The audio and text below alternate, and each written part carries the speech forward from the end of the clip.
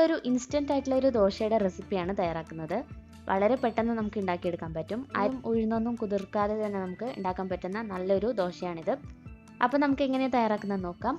അപ്പോൾ ഇതിന് ഒരുപാട് ഇൻഗ്രീഡിയൻസ് ഒന്നും വേണ്ട, വളരെ കുറച്ച് ഇൻഗ്രീഡിയൻസ് മാത്രം മതി. അപ്പോൾ മെയിനായിട്ട് നമുക്ക് വേണ്ടത് റവയാണ്. 1 കപ്പ് റവ ഞാനിവിടെ എടുത്ത് വെച്ചിട്ടുണ്ട്. റവ എന്ന് പറയുമ്പോൾ നമുക്ക് വറുത്ത റവയും എടുക്കാം, അല്ലെങ്കിൽ വറക്കാത്ത റവയായാലും കുഴപ്പമില്ല, ഏതായാലും കുഴപ്പമില്ല. പിന്നെ അതേ അളവിൽ തന്നെ 1 കപ്പ് തൈരും കൂടി വേണം. 1 കപ്പ് റവയ്ക്ക് 1 കപ്പ് തൈര് വേണം. പിന്നെ നമുക്ക് വേണ്ടത് 2 ടേബിൾ സ്പൂൺ ഗോതമ്പ് പൊടിയാണ്. അപ്പോൾ ഇത്രയാണ് ഇതിന് വേണ്ട ഇൻഗ്രീഡിയൻസ്. അപ്പോൾ ആദ്യം തന്നെ നമുക്ക് ഈ റവയൊന്ന് പൊടിച്ചെടുക്കണം. അപ്പോൾ നമുക്ക് ഒരു മിക്സിയുടെ ജാറിലേക്ക് ഇത് മാറ്റി പറ്റാവുന്ന അത്രയും പൊടിയാക്കി എടുക്കാം. അപ്പോൾ ഇത് നന്നായിട്ട് പൊടിച്ചെടുത്തിട്ടുണ്ട്. പറ്റാവുന്ന അത്രയും പൊടിച്ചെടുക്കാം. നമുക്കൊരു ബൗളിലേക്ക് മാറ്റാം.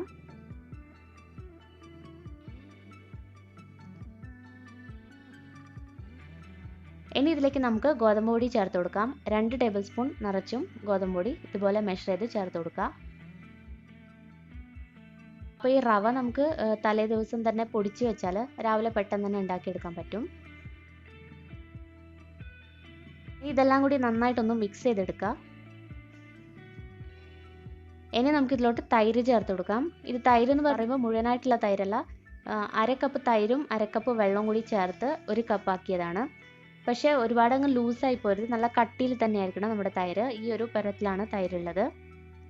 ഒരുപാട് വെള്ളം ഒഴിച്ച തൈരാവരുത്. സമാസമം തൈരും വെള്ളം കൂടി ചേർത്ത് 1 കപ്പ് ആക്കിയെടുക്കാം. അത് നമുക്ക് ഇതിലോട്ട് ചേർത്ത് മിക്സ് ചെയ്ത് കൊടുക്കാം.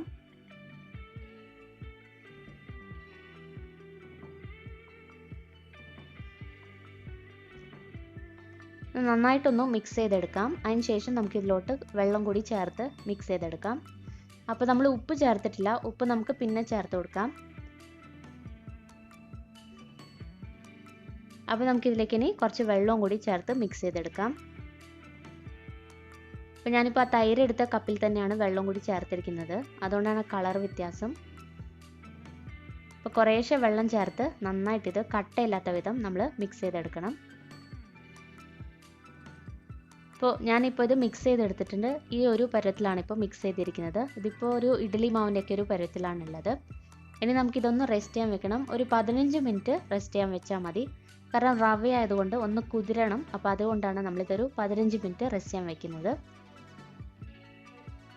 ഇതിപ്പോൾ ഒരു 15 മിനിറ്റ് ആയിട്ടുണ്ട്. നമ്മുടെ റവ നല്ലതുപോലെ കുതിർന്ന് വന്നിട്ടുണ്ട്. അപ്പോൾ മാവ് കുറച്ചും കൂടി ഒന്ന് കട്ടിയായിട്ടുണ്ട്.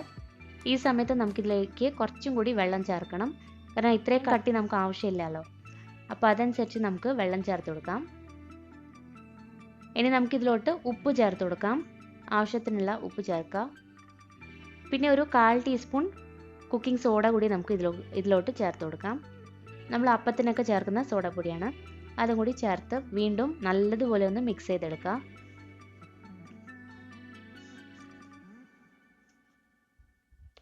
ബേക്കിംഗ് സോഡ ഇല്ലെങ്കിൽ നമുക്ക് ബേക്കിംഗ് പൗഡർ ചേർത്താലും മതി.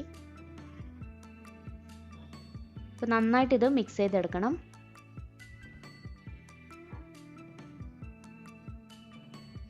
അപ്പോൾ നമ്മുടെ മാവ് ഇവിടെ റെഡി ആയിട്ടുണ്ട്. ഇനി നമുക്ക് ദോശ ഉണ്ടാക്കി തുടങ്ങാം. അപ്പോൾ ദോശ ഉണ്ടാക്കാൻ വേണ്ടിയിട്ട് ഞാനിവിടെ ഒരു പാൻ ചൂടാക്കിയിട്ടുണ്ട്. ഇതിലേക്ക് നമുക്ക് കുറച്ച് എണ്ണ തേച്ച് കൊടുക്കാം. ഇനി നമുക്ക് ഓരോ ദോശയായിട്ട് ചുട്ടെടുക്കാം. അപ്പോൾ നമുക്ക് ഓരോ തവണ നമ്മൾ മാവ് ഒഴിക്കുമ്പോഴും ജസ്റ്റ് ഒന്ന് മിക്സ് ചെയ്ത് കൊടുക്കുക. ഇനി നമുക്ക് പതുക്കെ ഇത് സ്പ്രെഡ് ചെയ്യാം. നമ്മളിത് സ്പ്രെഡ് ചെയ്യുമ്പോഴും ഒരുപാട് അങ്ങ് സ്പീഡിലാക്കരുത്, കുറച്ച് പതുക്കെ തന്നെ സ്പ്രെഡ് ചെയ്ത് കൊടുക്കുക.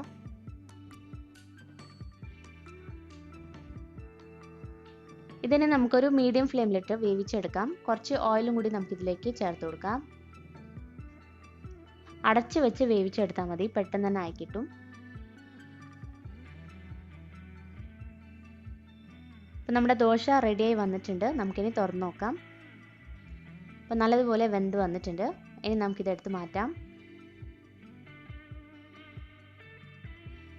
നല്ല സോഫ്റ്റ് ആയിട്ടുള്ള ദോശയാണ്. അപ്പോൾ ഇതേ രീതിയിൽ തന്നെ നമുക്ക് ദോശ തയ്യാറാക്കിയെടുക്കാം. അപ്പോൾ നമ്മൾ അടുത്ത ദോശ ഉണ്ടാക്കുമ്പോൾ തീ വളരെ കുറച്ച് വെക്കണം. അതിന് ശേഷം എണ്ണ തേച്ച് കൊടുക്കാം. പിന്നെ കുറച്ച് വെള്ളം തെളിച്ച് കൊടുക്കണം. അത് ഈ ഒരു പാനിൻ്റെ ഒരു ചൂടാക്കാൻ വേണ്ടിയിട്ടാണ് നമ്മളിത് ചെയ്യുന്നത്. ഇത് നിർബന്ധമായിട്ടും ചെയ്യണം, അല്ലെങ്കിൽ പിന്നെ നമ്മൾ അടുത്ത ദോശ നമ്മൾ ഒഴിക്കുമ്പോൾ ഒട്ടിപ്പിടിക്കും. അപ്പോൾ അതുകൊണ്ട് ഈ സ്റ്റെപ്പ് ഓരോ ദോശയ്ക്കും നമ്മൾ ഇതേപോലെ തന്നെ ചെയ്യണം. ഇങ്ങനെ ചെയ്താൽ ഒട്ടും തന്നെ ഒട്ടിപ്പിടിക്കാതെ നമുക്ക് നല്ലതുപോലെ ദോശ ഉണ്ടാക്കിയെടുക്കാൻ പറ്റും.